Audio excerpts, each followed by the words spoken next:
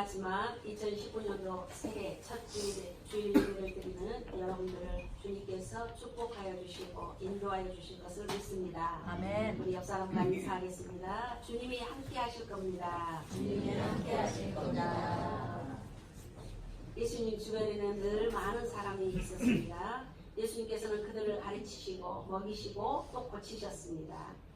오늘 본문에서도 떡 5개와 물고기 2마리로 5,000명을 먹이신 오병이어 기적이 있었는가 하면 떡 7개와 물고기 2마리로 4,000명을 먹이신 일이 있습니다. 그런데 이 일 후에 바리새인들이 찾아와서 하나님께서 하늘로부터 오는 표적을 보여달라 이렇게 요구합니다. 그들은 예수님께서 진정한 메시아라는 증거를 보일 것을 바로 요구한 거지요. 그러나 예수님께서는 그들에게 아무 표적도 보이지 않으시고 배를 타고 건너편으로 가십니다. 오늘의 본문은 예수님과 제자들이 배를 타고 가시는 도중에 있었던 대화입니다. 예수님께서 제자들에게 이렇게 말씀합니다. 15절에 보니까 예수께서 경고하여 이르시되 삼가 바리새인들의 누룩과 헤롯의 누룩을 주의하라 이렇게 말씀합니다. 여러분, 누룩이라는 게 무엇입니까? 누룩은 빵이나 떡을 만들 때에 부풀어 오르도록 만드는 재료이죠. 그런데 이 말씀을 들은 제자들은 당황할 수밖에 없습니다. 예수님께서 지금 누룩에 대한 이야기를 하니까 제자들이 서로 수군거립니다. 16절에 보니까 이는 우리에게 떡이 없음이라 이렇게 지금 생각합니다.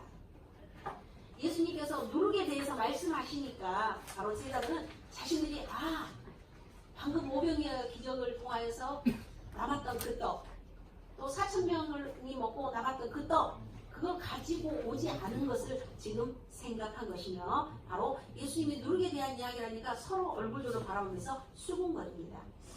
아닌 게 아니라 예수님께서 이렇게 말씀하셨을 때 제자들은 떡을 가져오는 것을 바로 깜빡 잊었습니다.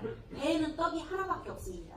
14절에 있는 말씀 볼까요? 제자들이 떡 가져오기를 잊었음에 배에 떡이 몇 개밖에요? 1개밖에 그들에게 없더라 이렇게 기록하고 있습니다. 제자들은 왜 떡을 가져오지 못했을까요? 예수님이 떡을 가져오라고 했을까요? 오병이어 기적에서 4,000명을 먹이시고 남은 그 강주리를 가져오라고 말씀하셨는데 제자들이 가져오지 못한 걸까요? 분명히 우리가 읽은 본문에서 보면 바로 7 강주리나 거두었어요. 그런데 이 강주리를 걷고 난 다음에 이렇게 오병이어와 이렇게 4,000명을 먹이신 기적이 베풀고 남는데 바리새인들이 와서 예수님께 시비를 겁니다. 이 바리새인들이 와서 시비를 거니까 정신이 없어서 떡을 못 가져온 건지 아니면 이 남은 떡 가난한 사람들, 불쌍한 사람들 나눠 먹어라 이렇게 해서 안 가져오는 거, 이거는 성경에 어디에도 기록되어 있지는 않습니다. 중요한 것은 지금 제자들과 예수님 앞에 떡이 1개밖에 없다는 것입니다. 이 1개도 아마 어떤 제자가 자기들이 먹고 남은 것일 수도 있고 손에 그냥 가지고 있으니까 들고 있다가 그냥 가지고 온 것일 수도 있습니다. 그런데 예수님께서 느닷없이 누룩 이야기를 하니까 그때서야 떡을 가져오지 못한 것이 생각나서 당황해서 그렇게 대답한 것으로 보입니다. 그렇다면 예수님께서 왜 갑자기 누룩 이야기를 꺼내실까요? 그 이유는 제자들이 오해한 것처럼 떡을 가져오지 않았기 때문입니다. 오히려 예수님은 바로 방금 전에 바리새인들의 일을 생각하시면서 제자들에게 무엇인가 분명히 가르치기 위해서 지금 누룩에 대한 이야기를 합니다. 15절 우리 다시 한번 읽어볼까요? 시작. 예수께서 경고하여 이르시되 삼가 바리새인들의 누룩과 헤롯의 누이를 주의하라. 보세요. 예수님께서 말씀하신 누룩은 몇 가지입니까? 몇 가지입니까? 2가지입니다. 하나는 누구의 누룩입니까? 바리새인의 누룩이고 또 하나는 헤롯의 누룩입니다.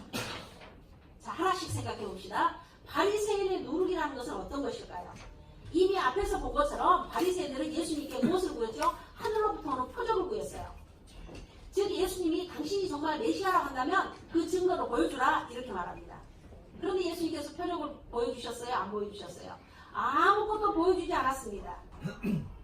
오늘 본문을 마가복음 8장 12절에서는 이렇게 기록하고 있습니다. 예수께서 마음속으로 깊이 탄식하시며 이르시되 어찌하여 이 세대가 표적을 구하느냐? 내가 진실로 너희에게 이르노니 이 세대에게 표적을 주지 아니하리라. 이렇게 예수님께서 말씀하십니다. 여러분, 예수님께서 표적을 보여주지 않겠다고 말씀하신 이유는 두 가지입니다. 하나는 좀 전에 말씀드린 이미 많은 표적을 보여줬습니다. 그들을 가르쳤고 그들을 먹이었고, 여러분, 물고기 2마리와 보리떡 5개로 5,000명을, 또 이 물고기 2마리와 보리떡 7개로 4,000명이 먹고 4,000명이 남을 정도로, 그것만입니까? 안진병을 일으키셨고 보지 못한 자를 보게 하셨고, 예수님께서 이렇게 많이 표적을 보여주셨어요. 그러니 분명히 예수님이 메시아이라는 것을 보여주었습니다. 중요한 것은 표적이 없어서가 아니라 그들이 표적을 알아보지 못한 바리새인들의 눈이 보이지 않는 것, 그것이 바로 문제인 것입니다. 예수님이 이미 표적을 많이 보여줬음에도 불구하고 그들이 보지 못하고 바로 또 보여달라는 것입니다. 그러니 보여주지 않겠다는 거예요. 또 하나는 뭐냐? 바로 예수님께서는 이미 바로 메시아로 오신 것입니다. 바리새인들이 생각하는 메시아는 왕궁에서 어떤 높은 보좌에서 아주 멋지게 그렇게 탄생하실 왕으로 생각했습니다. 그런데 예수님께서 어떻게 오셨습니까? 낮아지셔서 바로 구유에 오셨고 십자가에 죽으셨고 우리를 구원하신 분입니다. 그러니까 그 낮아지신 표적이 예수님께 나시던 밤에 천사들이 베들레헴의 목자에게 말씀하신 것처럼 강보에 쌓여 구유에 누인 바로 아기가 바로 표적이라는 것입니다. 예수님께서 그 하늘의 보좌를 다 버리시고 그 영광을 버리시고 낮아지셨는데 바리새인들 왕처럼 높아지는 그 메시아를 요구하니 처음부터 예수님과 바리새인의 여러분 이 방향이 맞지 않는 거죠. 그러니 예수님이 이미 다 말했고 보여줬음에도 불구하고 그들은 보지 못하고 그들은 듣지 못한 겁니다.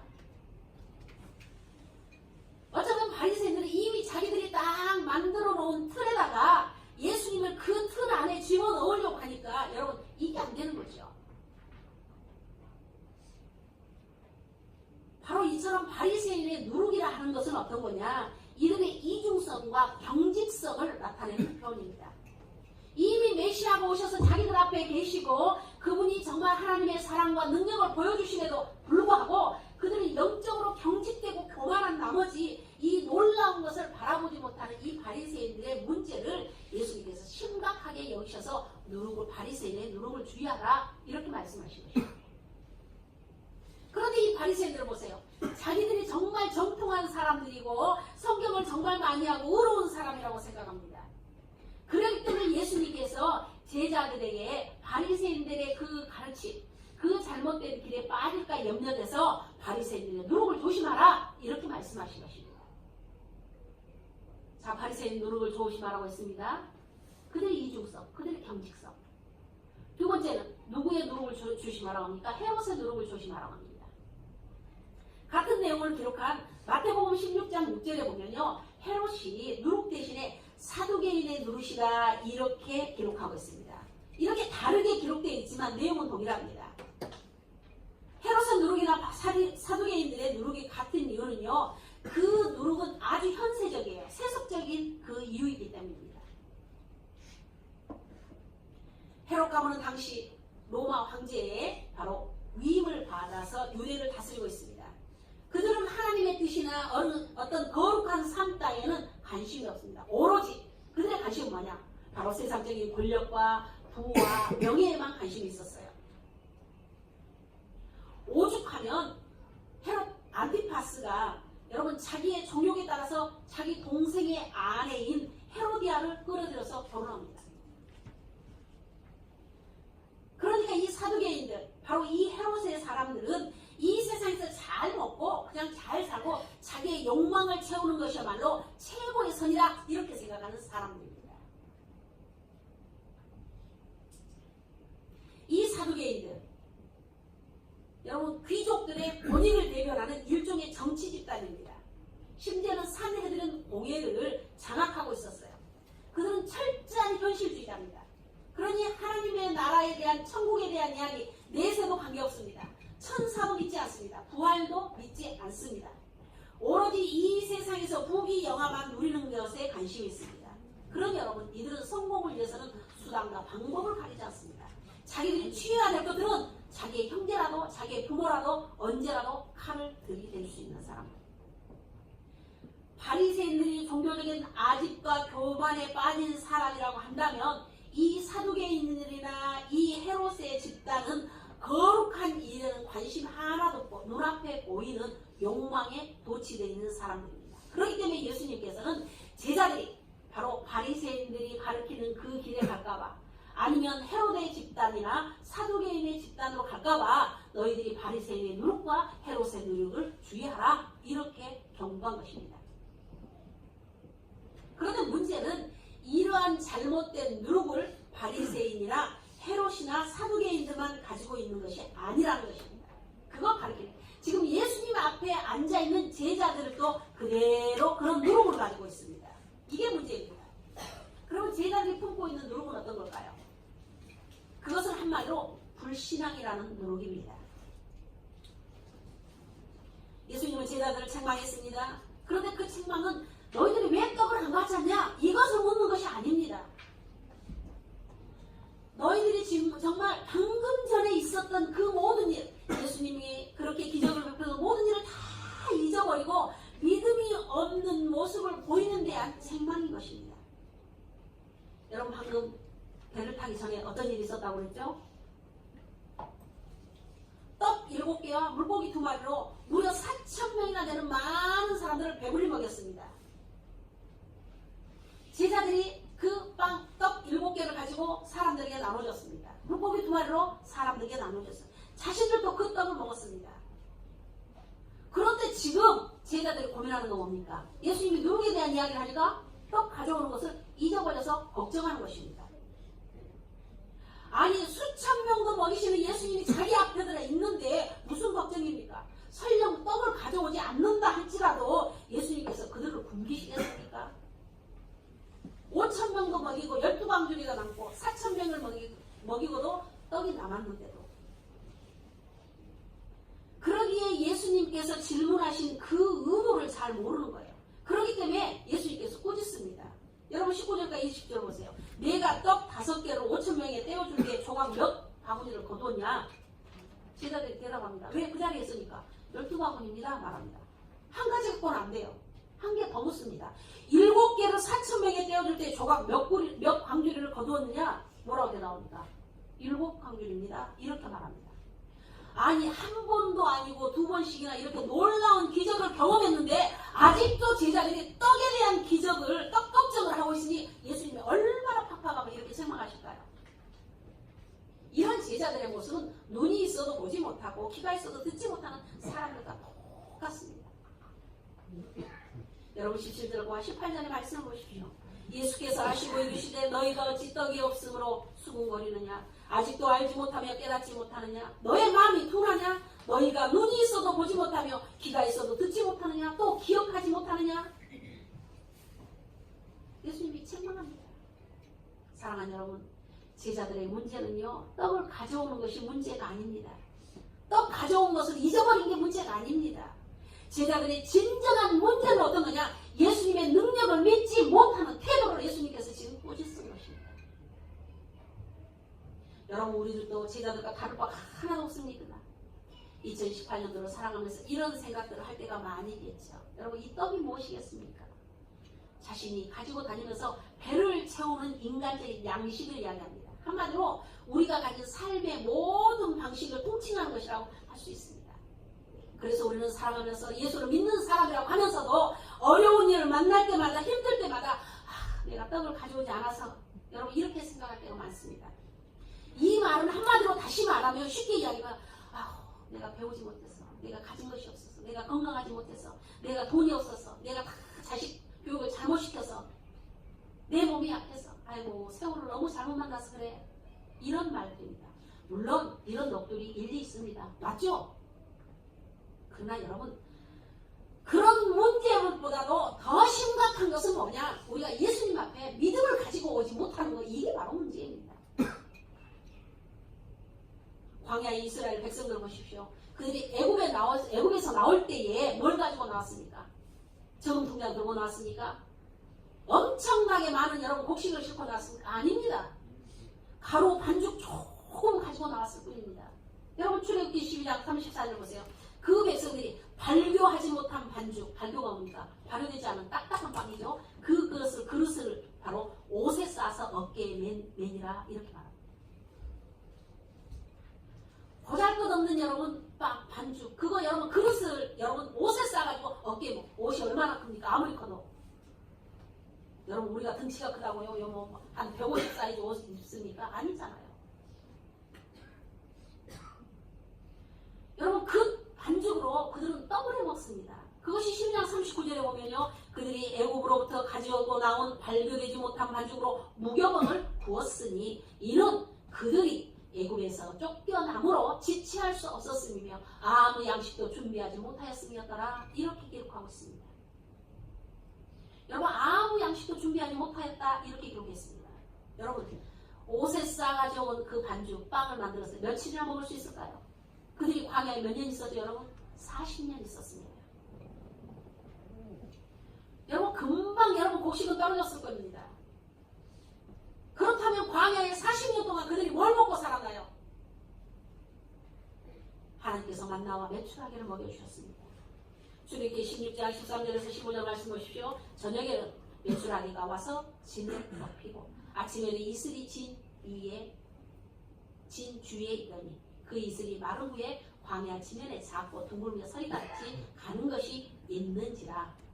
이스라엘 자손이 보고 그것이 무엇인지 알지 못하여 서로 이르되 이것이 무엇이냐 하니 모세가 그들에게 이르되 이는 여러분 읽으십시오. 시작. 여호와께서 너희에게 주어 먹게 하신 양식이라. 아멘. 한 번도 보지 못한 이것이 도대체 뭐냐 하는 것이 지금 자기들의 진 주위에 떨어졌습니다. 이스라엘 백성들이 가지고 온 그 떡반죽 가지고는 여러분 결코 가지 않았습니다. 그들이 하나님이 약속한 그 가나안 땅에 갈 때는 여러분 아무도 보잘것없는 떡반죽 조금 가지고 왔어요. 그런데 하나님께서 그들을 여러분 날마다 먹을 것을 주시는 믿음으로 그들이 살았습니다. 여러분 성경에요 많은 위대한 인물들은요 여러분 그 인생의 배낭에 떡이 없습니다. 그러나 여러분 믿음만은 반드시 넣어갖고 다니는 것을 볼 수 있습니다. 여러분 예를 들어서 아브라함 보십시오. 하나님께서 아들 이삭을 번제로 바쳐라 이렇게 말합니다. 이 명령을 받은 아브라함이 제물로 드릴 양도 가지지 않고 갑니다. 그러니까 아들이 물어요. 쫄랑쫄랑 따라서 아버지 하나님 앞에 드릴 번제할 양은 어디 있어요? 이렇게 묻습니다. 그러니까 이삭에게 뭐라고 대답합니까? 하나님께서 따라서 합시다. 하나님께서 친히 준비하실 것이라. 아무 말도 하지 않습니다. 하나님께서 친히 준비하실 것이다. 여러분 믿었습니다. 여러분 자기가 기도했습니까? 하나님이 주실 거라고 응답했습니까? 아니요. 오직 믿음 하나 가지고 왔습니다. 하나님이 예비했습니까? 안 했습니까? 예비했습니다. 선지자 엘리야를 보십시오. 3년 6개월 동안 비가 오지 않은 가뭄과 흉년을 만났습니다. 그런데 살았다 가우의 집으로 하나님이 보냅니다. 여러분 갈 때 엘리야가 가우의 집이고 3년 6개월 동안 비도 오지 아니하고 가뭄이 들었으니까 먹을 것으로 몽땅 여러분 싸갖고 갔습니까? 아니요. 아무것도 가지지 않았습니다. 오직 믿음을 가지고 갔습니다. 그런데 그 믿음이 흉년이 끝날 때까지 이 가부의 집에 가루통과 밀가루, 가루통에 가루가 기름병에 기름이 떨어지지 아니하는 것을 우리는 성경에서 볼 수 있습니다. 이것을 바로 하나님께서 하신 것입니다. 여러분 소년 다윗 블레셋 장수 골리앗에게 갔을 때 뭘 가지고 왔습니까? 아무것도 가지지 않았어요. 자기가 쓰는 물 맷돌 오로지 5개 외에는 어떤 창이나 칼도 가지고 가지 않았습니다. 오직 여호와의 이름 믿음만을 가지고 골리앗에게 간 것입니다. 사랑하는 여러분, 우리가 2018년도를 살면서 우리는 부끄러운 실수들을 많이 했습니다. 떡을 가져오지 않은 게 여러분 아닙니다. 하나님을 믿지 못한 것이 문제인 것입니다. 얼마나 많은 순간에 믿음이 없이 여러분 판단하고 여러분 두려워하고 당하겠습니까? 사랑하는 여러분, 지금 여러분의 인생의 배낭에 무엇이 들어있습니까? 그것이 무엇이든지 간에 우리 2019년도가 맞이했으니까 다 꺼내십시오. 다 꺼내세요. 내가 하나님 앞에 불순종했던 거, 내가 불평했던 거, 내가 약했던 거, 내가 부족했던 거, 내가 모든 어떤 것이라도 여러분 다 꺼내시기 바랍니다. 그리고 그 배낭 가장 밑바닥에 믿음을 채우시기를 주님의 이름으로 부탁드립니다. 아마 여러분은 가방을 다 들어보셨을 거예요. 밑에 가장 여러분 판판하고 여러분 두껍고 움직이지 않는 것을 둬야 그 가방이 여러분 잘 반듯하게 세워지는 것입니다. 여러분의 인생의 배낭에 가장 밑바닥에 여러분 믿음을 세우시기를 주님의 이름으로 부탁드립니다. 그럴 때 우리의 상황이 어떤 상황이든지 어떤 순간에도 하나님께서 우리를 인도하여 주실 뿐만 아니라 우리의 필요를 채워주시는 그 하나님이 계시는 바로 믿음으로 가득 채우시기를 주님의 이름으로 부탁드립니다. 그리고 그 위에 우리가 준비한 것들을 여러분 넣으십시오. 설령 우리가 준비한 것이 좀 부족하고 볼품없고 연약하고 혹여 그것이 다 떨어진다 할지라도 하나님께서 만나와 메추라기를 이스라엘 백성에게 주셨듯이 우리의 삶을, 여러분의 삶을 인도해 줄 것을 믿으시기 바랍니다. 믿음을 가지고 오지 못한 것이 여러분 실수임을 깨닫는다면 여러분 2019년으로 살면서 그래 반드시 믿음을 가지고 여러분 가리라, 여러분 이런 결심을 하시 바랍니다. 믿음을 가지고 가지 못하는 것, 이것이야말로 우리 생에 여러분 가장 큰 실수가 될 것입니다. 그러나 믿음을 가지고 가는 것, 이것이야말로 여러분 모두에게 큰 축복이 될 것입니다. 여러분 우리 이런 믿음을 가지고 2019년도 우리 교회 주제가 다시 꿈꾸는 믿음의 공동체를 이뤄갑시다. 또 다시 꿈꿔봅시다. 하나님이 우리를 통해서 어떤 일을 이루실지, 하나님께서 우리 교회를 통해서 어떤 섭리를 가지고 계시는지 여러분 우리가 다시 한번 꿈꿔봅시다. 아무것도 가진 것이 없다 할지라도, 내 몸이 아무리 연약하다 할지라도 여러분 믿음으로 가지고 나아갔을 때에 광야에서 40년 동안 이스라엘 백성을 먹이신 것 같이 여러분의 인생이 더욱 풍요해질 것입니다. 먹고 쓰고 남은 게 없다 할지라도 부족함 없이 채우시는 하나님의 놀라운 그 능력을 다시 한번 의지하여 우리 2019년도 제가 다시 꿈꾸는 하면 여러분은 믿음의 공동체하고 크게 칩니다. 자, 우리 주제를 외치고 말씀을 마치도록 하겠습니다. 다시 꿈꾸는 믿음의 공동체, 다시 꿈꾸는 믿음의 공동체, 다시 꿈꾸는 믿음의 공동체. 여러분의 믿음이, 여러분의 가정의 믿음이, 우리 성원학교의 믿음이 바로 하나님께서 정말 필요한 것들을 채우시고 부족하지 않게 함께 해주시는 그 놀라운 은혜가 2019년도에 우리 교회뿐만 아니라 우리의 가정과 여러분의 삶과 여러분의 일터에 가득하기를 주님의 이름으로 축원합니다. 사랑의 하나님 감사합니다. 우리 사랑하는 성도들을 붙들어주시고 하나님의 말씀을 통하여서 저희들이 다시 한번 깨닫습니다. 제자들은 떡 가져오는 것을 잊어버려서 수군거렸지만 우리 주님께서 원하시는 것은 하나님이 우리 인생에 살아가며 필요한 것, 가장 중요한 믿음을 요구하고 계시는 것을 보게 됩니다. 하나님, 우리들이 가진 것이 부족하고 육신적으로 연약하고 배우지 못하고 하나님 정말 우리가 많은 것이 하나님이여 부족하다 할지라도 오직 믿음을 가지고 주님 앞에 나아감으로 인하여서 2019년도에 하나님께서 우리를 통하여 어떤 일을 이루실지를 우리들이 기대할 수 있도록 도우시기 바랍니다. 그래서 우리 성원학교회가 다시 꿈꾸는 믿음의 공동체로 회복되는 역사가 있게 하여 주시옵소서. 예수님의 이름으로 기도드립니다. 아멘. 신앙 고백합니다. 나는 전능하신 아버지 하나님 천지의 창조주를 믿습니다. 나는 그의 유일하신 아들 우리 주 예수 그리스도를 믿습니다. 그는 성령으로 잉태되어 동정녀 마리아에게 나시고 본디오 빌라도에게 고난을 받아 십자가에 못 박혀 죽으시고 장사된 지 사흘 만에 죽은 자 가운데서 다시 살아나시며 하늘에 오르셔 전능하신 아버지 하나님 편에 앉아 계시다가 거기로부터 살아있는 자와 죽은 자를 심판하러 오십니다. 나는 성령을 믿으며 거룩한 공교회와 성도의 교제와 죄를 용서받는 것과 몸의 부활과 영생을 믿습니다. 아멘. 이 말씀 따라